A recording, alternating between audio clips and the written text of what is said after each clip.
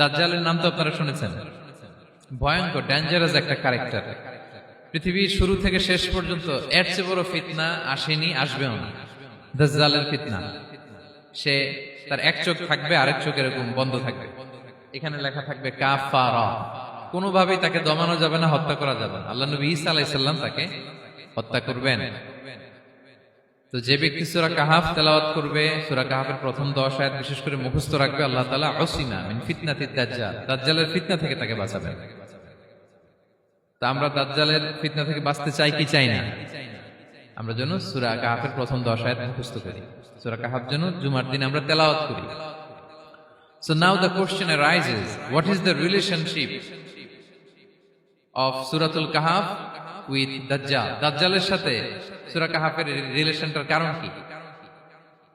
একটা মেকানিজম তো এখানে আছে। এত সূরা থাকে, রাসূল সাল্লাল্লাহু আলাইহি ওয়াসাল্লাম কেন বলেন যে সূরা কাহাফ পড়লে দাজ্জালের ফিতনা থেকে বাঁচবে? কারণটা কি?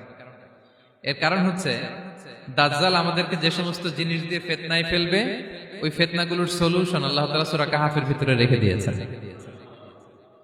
দাজ্জাল 4টা জিনিস দিয়ে আমাদেরকে ফিতনায় ফেলবে। দ্যাটস ট্রায়াল অফ ফেথ, এক নাম্বার। ঈমানের পরীক্ষায় সে আমাদেরকে ফেলবে, আমাদের বিশ্বাস নিয়ে ছিনিমিনি খেলবে সে। এটার সলিউশন আছে সূরা কাহাফ, আমি বলবো আস্তে আস্তে। 2 নম্বরে দাজ্জাল আমাদেরকে ফিতনায় ফেলবে, দ্য ট্রায়াল অফ ওয়েলথ, সম্পদ দিয়ে সে আমাদেরকে ফিতনায় ফেলবে। 3 নম্বর, দ্য ট্রায়াল অফ নলেজ, জ্ঞান দিয়ে সে আমাদেরকে ফিতনায় ফেলবে। 4 নম্বর, দ্য ট্রায়াল অফ পাওয়ার, ক্ষমতা দিয়ে সে আমাদেরকে ফিতনায় ফেলবে। দাজ্জাল 4টা জিনিস দিয়ে আমাদেরকে পরীক্ষায় ফেলবে। কয়টা? 1 হচ্ছে ঈমানি পরীক্ষা, 2 হচ্ছে সম্পদ দিয়ে পরীক্ষা, 3 হচ্ছে জ্ঞান দিয়ে পরীক্ষা, 4 হচ্ছে ক্ষমতা দিয়ে পরীক্ষা। সে ঈমানের পরীক্ষায় আমাদেরকে ফেলবে। সে এসে বলবে আমি তোমার রব, এবং এটা প্রমাণ করার জন্য যা যা দরকার আল্লাহ তাআলা তাকে সব দিবেন। সে সব করতে পারবে। সে বলবে আমি তোমার রব। যদি বিশ্বাস না হয়, তোমার বাবাকে যদি জীবিত করে বিশ্বাস করবে? অনেকে বলবে হ্যাঁ আমার আব্বাকে জীবিত করে দেখান। তো তার বাবাকে ঠিকই সে জীবিত করে ফেলবে। আসলে শয়তান তার বাবার সূরত নিয়ে সামনে দাঁড়াবে। আরে তাই তো, এটাই তো আমার বাবা, এটাই তো আমার দাদা। মানুষ ফিতনায় পড়ে যাবে, ঈমানের ফিতনায়। সে ভাববে আসলে এটাই বোধহয় আমার রব, এবং তাকে এত ক্ষমতা দেয়া হবে, তার ডান দিকে থাকবে জান্নাত, বাঁ দিকে জাহান্নাম। তার কাছে আল্লাহ এটা দিবে।